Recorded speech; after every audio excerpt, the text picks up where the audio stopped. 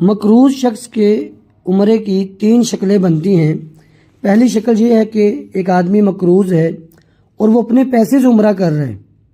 ایسی صورت میں اگر قرضہ لینے والا مہلت دے رہا ہے تو ٹھیک ہے، کر لے عمرہ، اس میں کوئی حرج نہیں ہے۔